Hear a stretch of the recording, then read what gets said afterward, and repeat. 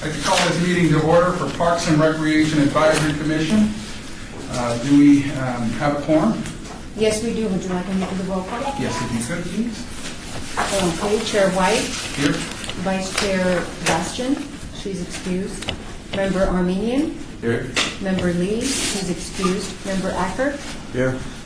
Member Lopez, here. Member Sherman, Here. Member McCurdy, Here. Member Thompson, excused. Member Becker, excused. Member Tabor, Here. Member T. White, she's excused. Member Angela Eliason, excused. Member Gaber. Here. Thank you. We have a quorum of 8. We have All right. 13 member board. 15.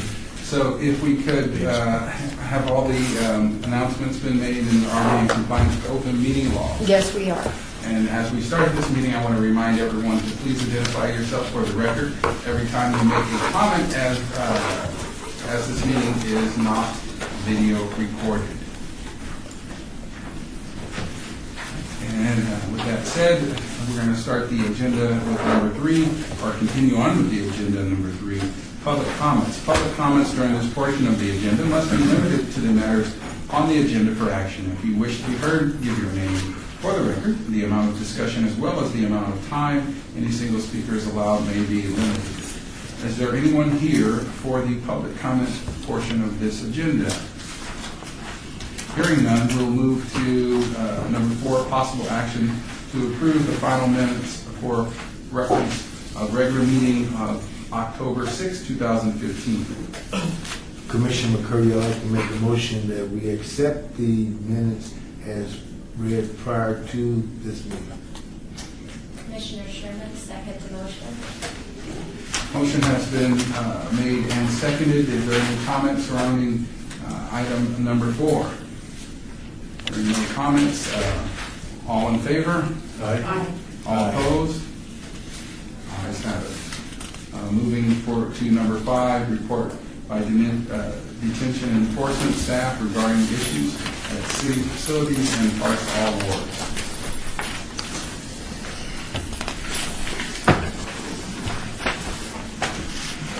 Hello, everyone. I'm Deputy City Marshal Derek Major with the City Deputy Marshal Unit.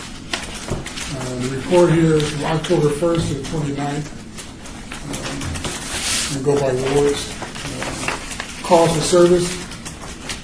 Ward 1, we had a total of 50 calls. Ward 2, 29 calls. Ward 3, 157 calls. Ward 4, 37 calls. Ward 5, 109 calls. Ward 6, 29 calls. Calls for most of the parks. The Renzi Park, there's 21 calls. Levitt Family Park is 19. Hunting Circle, 11. Kellogg's Air, 11. City Hall, 10. Total number of arrests was 29. Total number of citations, 84. Total number of incidents was 32. Warrant pickups is 181. That's significant because come November 1st, which is Sunday, we ceased doing warrant pickups. So because of that, you'll see more officers in the parks patrolling. So that service is no longer in effect. So that means that, Mr. Chairman, Yes. Commissioner McCurdy. You don't have to push the button no. unless you're new to using your comments. So that means that the city marshal will no longer do warrants for, like if Boston Metropolitan Police stop somebody and send them to take to jail, you only call them marshals and just city warrants. So you guys go and transport, but as November 1st, you all will no longer transport for city warrants. That's correct. That's correct. Malcolm White, Chairman. Does it also mean that if there are stops or interactions, if they do have a warrant, will they be not? If a city marshal stops someone with a warrant, then they would continue on with that process and take that person one-on-one. What it stopped is us responding to another agency's call that stops somebody with a warrant, picking them up and giving them the opportunity to pay or go to jail. So that service is stopped. Speculation, will they still be transported and then, It depends on that agency. If that agency stops somebody with a city warrant, that officer or agency is required to take that person to jail, or and they don't have the processes in place to get that opportunity to pay. So 9 times out of 10, they'll go straight to jail. So that service is no longer available anymore. thank you So, for clarification. in Ward 1, in Rotary Park, suspected drunk driver, officer made their arrest. Ward 2, Anson Park, male juvenile was robbed of his iPad. Marshal investigators identified the juvenile suspect and made the arrest. Ward 4, Dr. Romeo, property check was conducted. Black truck was parked in the center of the park, next to the state park. 2 subjects with the dogs on leash were warned. And sequentially to that contact, a black tar substance was found, 2 pill bottles with green leaf substance, which claimed to be marijuana. Those 2 of the individuals had 2 bench warrants and they were arrested. Ward 5 at the Neon Museum, decent exposure call. There was a female subject under the park bench, partially clothed. And sequentially, then marshals made the arrest on that subject. Centennial Hills, park closure, park possession of methamphetamines were the subject. Marshals made an arrest on that call as well. And, incident reports, firefighters memorial, some damage was done to the playground equipment. There's been calls for juveniles hanging out in the park around the play area lately, so that's been addressed. Ward 2, Kellogg Zaire, there were some issues with during the Mayor's Cup. Had some individuals that were handing out handbills, putting them on the vehicles, but at the same time were trying car doors. So that was stopped. Those individuals were identified, and so they didn't have anything on them at the time. And the reason I say that is because I need to stop them. So they were identified, and they were advised of the rules and regulations of handbills in parks, which is prohibited. But the investigators have their information, so if we have any more issues with that, and the investigators have a point of contact to follow up on.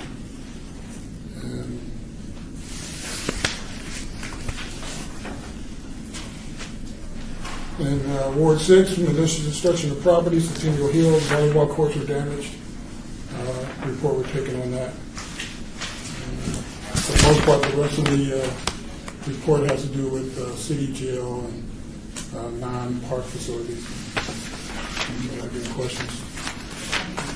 Thank you, Officer Major. As we commonly say, if there's anything that we can do as the Parks and Rec Commission to assist the city and U.S. officers, please let us know. We're here as support and as allies for you out in your daily duties. Are there any questions for Officer Major? Hearing no questions this evening, thank you very much. Thank you, Mr. White.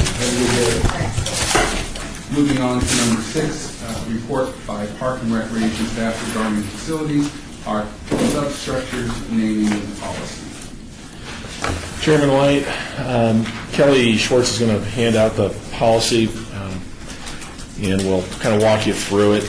It may be a little different than what folks recall because the city manager's office has, in the course of the last few years, has really refined the policy, the naming policy. So, the one I'm passing out to you guys right now is the one that's actually fairly old. I mean, it's been in place Since 1992, it was revised once with an amendment in 2001, and so that's the policy that anybody who's been on the commission for a while should be aware of.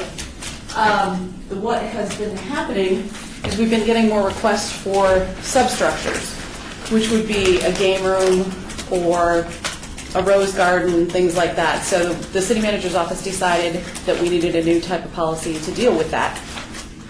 Adding a policy like that sometimes gets very complicated, so they decided to do it in a memo form. That's why it's not included with that. It's just, I have the memo, it's just a memo to the city clerk's office, and all it says is that should someone from a facility, and we have a good example, Doolittle Community Center, there was someone who had worked there for a while, he had passed away, so the suggestion was let's name the game room after him. So what we did is, what we have to do is, we got the information, we got the background on the gentleman, how long he had worked there, the kind of contributions he had made. We present that to the city manager's office. If they all approve, then it can be named that way. So that's kind of how a substructure is named. So that's just the basics. But as far as park naming goes, none of that has changed, or facility naming. We don't have our subcommittee anymore because we haven't had hardly any parks to name lately, like we used to. And then that also got complicated, no different than the golf course subcommittee, where we would have to have it posted. It would have to be a separate meeting or in addition to this meeting. So, but the policy will state how a park needs to be named, so if that should ever come up, or I should say renamed as well, because we've had those come up.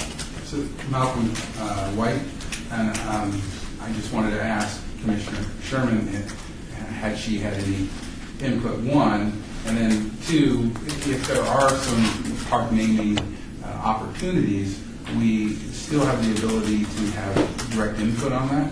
Correct. You would be the one that would still make the recommendation to council, even if the recommendation comes to this commission from a council person. You still have to approve that name and make that recommendation to the council. So my question specifically is, as that process is vetted, will we have an opportunity to see any names or contribute any names to that process? Absolutely, you could. So no matter what, if there's a park that needs to be named, Prior to the meeting before of the approval. that's where we struggle with when it comes up, when it's a council suggestion, All right, thank you. like the last couple. So I know exactly what you're referring to, is the last two parks. Commissioner Sherman? Yes, Commissioner Sherman, the question that I have is, with the substructure, does that have to go before the city council? Yeah. And is there a task force or subcommittee, or does it go just directly through the actual facility? It just goes through our department, so it would go To through the city Tim, manager's office. Okay. and then Tim sends it directly to the city manager's office. So, Mr. Chairman, Commissioner? to stand, William McCurry, Commissioner. What I really understand is that the city manager have the authority to go ahead and select the name. Well, they approve the name for a substructure. Right. They have to approve the name. It does not necessarily go through the city council Yep. for approval. So they give the city manager the authorization and authority to approve this room named William McCurry. Correct. Malcolm White, Chairman. In the past, my experience with these types of substructure discussions have been economically driven. Is that a possibility where organizations, corporations, or foundations are donating to have their name considered for a room? It's a possibility. We haven't had too much of that. Normally, they're named after somebody from the community. So we really haven't had, Pepsi say that we want to, name the gym after them and have it on the floor. We haven't really had that But I do request. know that there have been foundations that have named certain aspects of city parks, the tennis courts and such, when they came around years ago, was part of a fiscal or Correct. financial Mhm. discussion. And that would be Darling Tennis Center, correct? So, thank you. Any other questions? Hearing no other questions, Kelly, do you have anything else? I don't think so. Thank you very much. So we'll move on to number 7 on the agenda, report by Parks and Recreation staff regarding corporate calendar 2016. Thank you, Mr. Chair. It's Kelly again. So Corporate Challenge, we finished our 30th year, and we're looking at retooling and reinvigorating that. So what Kelly's handing out is part of our marketing. We did see some slight growth in team numbers, but very slight. We would like to definitely get back into the hundreds like we used to. We were as high as like 145 teams at one point in time. Probably between 125, 130. 130-ish, okay. And then, we'd like to get to 145. Make it, create a self-sustaining, approach and program. So we are actively marketing that. The mayor and council are going to help and lend their voice to that. One thing the city attorney's office has actually approved is kind of a sponsorship approach. We've always been a little bit, cautious, hesitant on how to deal with sponsorships and donations. So the city attorney's office really was helpful in defining that. And again, it's when someone is sponsoring and donating to Corporate Challenge, they get listed on marketing materials, and that's all kind of listed in that as well. So it gives people a way to sponsor a community event. It's our signature community event. Everyone should be aware of that. Mr. Chairman, Commissioner McCurdy, Mr. Tim, the city, I know when I was with the Las Vegas Housing Authority, Housing Authority cannot endorse cannot endorse any product, any campaign or whatever. So the city attorney's office, the city attorney's office give you the authority where they put a disclaimer, edit, Mr. City Attorney, is that what it is now? Do what now? Did the city give the Corporate Challenge the authority to market by giving a disclaimer that the city? I don't recall if we did or not. Corporate Challenge is the city. It's our program. I know That's our what I'm program. saying, but did you all give them a disclaimer when they go out to try to, that the city does not endorse this company, endorse that company? Well, how is that working? I'm not sure there's a disclaimer. Yeah, again, it's a source of funds. When you're talking about the Housing Authority, I would assume the Housing Authority dedicating a source of funds, a revenue stream that they get from the feds or the state or local entities is probably pretty regulated and restricted. What we're trying to do here is solicit donations and sponsorships of activities, a community activity. So, and it's not going to be the elected officials, so I think what you're kind of getting at, the elected officials aren't going to be calling supporters and asking them to contribute money. That's going to be left up to staff. If somebody expresses to an elected official they want to support, not just have a team that they want to support in some way or fashion, they'll be directed to staff, and then we'll walk them through the process. It's no different than sponsoring an event. Like the county does by Las Vegas and all those type of major events, this is our major event. It just happens to go on for several months. Yeah, because I know, the other thing I was saying, that the Commissioner McCurdy, the other thing I was saying that since the city gets federal money, since the city gets taxpayer dollars, since the city gets the same dollars that the Housing Authority gets, we had to do a disclaimer stating that the Housing Authority no way endorse these vendors. You know what I'm saying? So we had to get the rules receiving federal and city and local government. So I just thought the city might have to do the same thing. You might not have to do the same thing. Because I was raising money in behalf of the Southern Nevada, well, not Southern Nevada, the Las Vegas Housing Authority, but I had to also, when I put the book together, we list all the corporate sponsors, but we had to put a disclosure says that this Las Vegas Housing Authority does not endorse these particular vendors. And I don't think any of that in the material that goes out that we have a disclaimer like that. But we had to do it. Yeah. So, thank you, Commissioner McCurdy. That may have changed over the time due to, the New law. Yeah, or the generations, because that may have been a couple decades ago. And some of the laws may have changed by then. I agree. I think it's context, but it's nice of the city attorney to work towards a solution, which is Right. to find sponsorships, and we'll abide by whatever recommendation the city attorney provides as far as any disclaimer. this is Chairman White, we do appreciate your response and Commissioner McCurdy's focus on whether or not there might be some association, possible association. Is there anything else? What I'd just like to add is if you know of any teams that would like to participate, if you have even their small groups, what other teams have done is it might be 10 small companies together, 10 small organizations together that create one company. That always works well for us too. We're more than happy to help you create a group, or if you have somebody in mind, if you're out there talking to the public, if you're out talking to your friends or whatever, mention it. And it's a really fun thing. I mean, Tim and I played flag football. It was a little embarrassing, but it was good. I think we took third. We did third place. First time the city medaled in flag football. So proud. Horrific night. It was almost as bad as playing in the pouring down rain last year.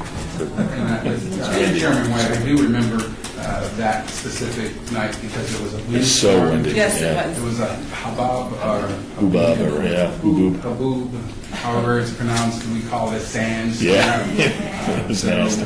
we appreciate that you were out there representing, and you can still use your lungs. We can, yeah, we can. But it is a great community-wide event, and so hopefully no one shies away. And we always tell them, if you can group up, if you don't want to participate in all, how many activities? 41?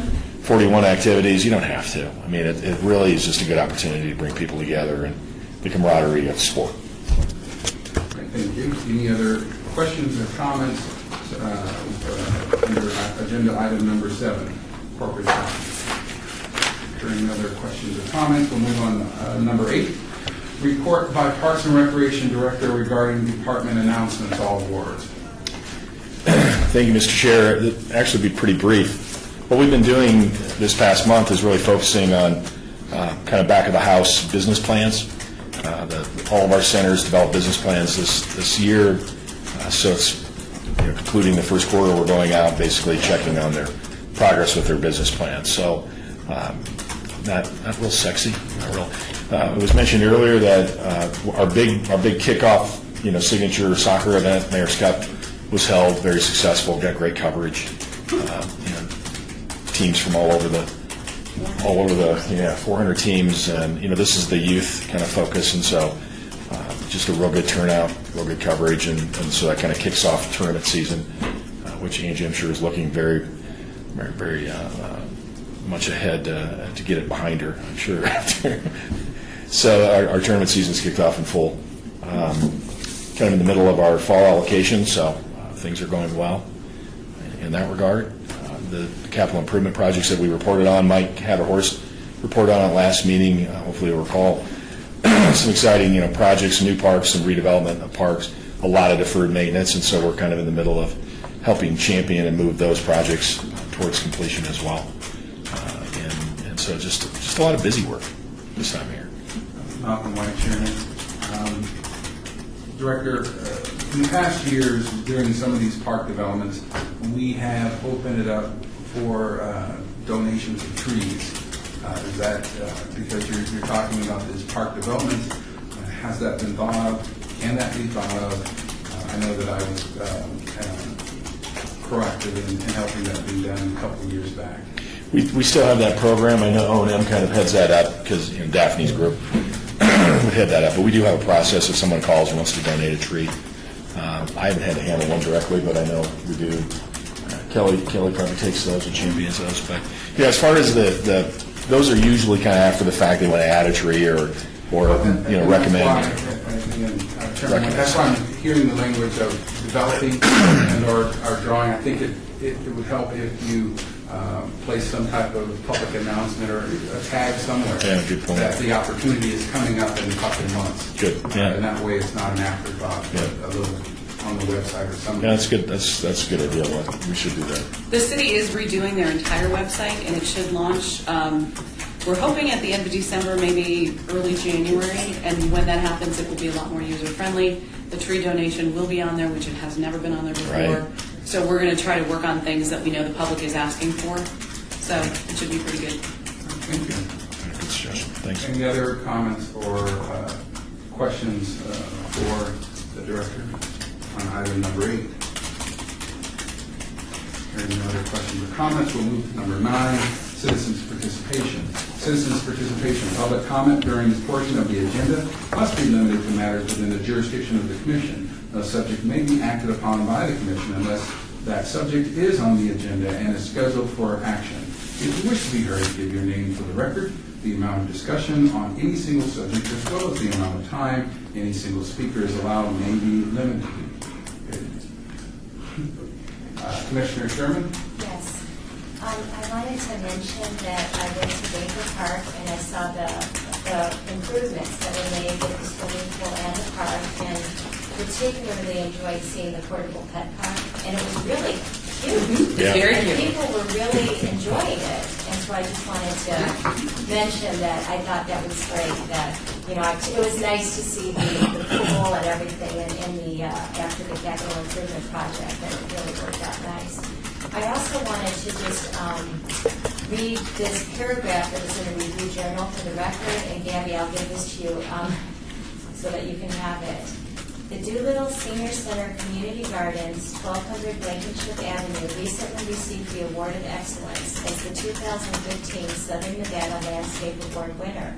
The Award of Excellence is the highest honor earned in the Southern Nevada Landscape Awards. Winners of the award demonstrate superior design skill and mastery of landscape and gardening practices.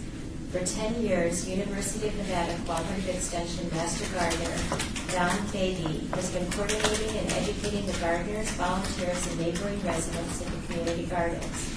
The center's gardens were described by the judges as big and beautiful and clearly a labor of love. The garden is celebrating its 20th anniversary. And I think some of us remember when it was built. Was I the only one on the board? I might be, you remember.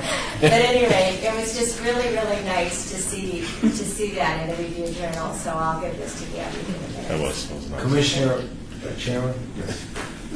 To Commissioner Sherman, I want to take my hat off to you on behalf of Commissioner Elizabeth and I. You have been very observant, and that is our award, and that is in the Vegas Heights community, which is one of the oldest communities in our area. And that happened to be 5 streets down from my house, right behind the old Vegas Heights Fire Station, number 9. That's where that community garden is located. So thank you for being very observant on the Blankenship Street. Thank you. And thank you, Commissioner Sherman. And for those other commissioners that may have some interest or never have gone to the community gardens, it is a really wonderful place to visit. It's in the middle of the neighborhood, and it's amazing that you get out of your car, you walk across the curb, and then you see these products and how their people are tending to them. And it's award-winning. So thank you for bringing that up. Any other commissioners or individuals are stating under the citizens' participation? Commissioner White, Andy Armenian. I would like to brief about the project that I'm involved with, Sunset Park. And I got a leaflet that, if I may pass it around. This is regarding a project that the Armenian community of Las Vegas is doing. Building a memorial and donating as a gift to Sunset Park. And originally this project started with Mayor Oscar Goodman, and the Floyd Lamb Park was designated back in 2008. But unfortunately, due to funding issues, that didn't happen. In parallel, Sunset Park came along, and there has been a policy in place where the Armenian community is building it and gifting it to the park. And just a brief background about the Armenian community. Armenians have been living here since 1950s. Some prominent Armenians are Kirk Krikorian, the casino developer, and Jerry Tarkanian, and also Andre Agassi. So that's sort of a appreciation for Southern Nevada being welcoming to the Armenian community. And the coincidence is that this is a memorial being built on the 100th anniversary of the Armenian genocide, which happened in 1915. So the unveiling is going to happen on November 14th. If anybody's interested, please let me know, and we'll be there. Thank you very much, and we appreciate your contribution to this particular project. And what I would have to note is a county park. So we're going to get to mention that at a meeting of the city. Is there anyone else here wanting or willing to speak in the citizens portion of the agenda? Mr. Chairman, I would like to go on record again, say to my fellow commissioner that we're very pleased that we saw fit to go and do something for this native land to make an impact for the citizens of Clark County. And since you've been a member of the City of Las Vegas Parks and Recreation Board, that I'm going to really state to Chairman Sisolak that you are doing a great job on our board and to give him some input that we should have in Las Vegas. So I just want you to know we appreciate everything you've done for you. Thank you. Hearing no other comments under the citizens' participation, meeting adjourned. Thank you all.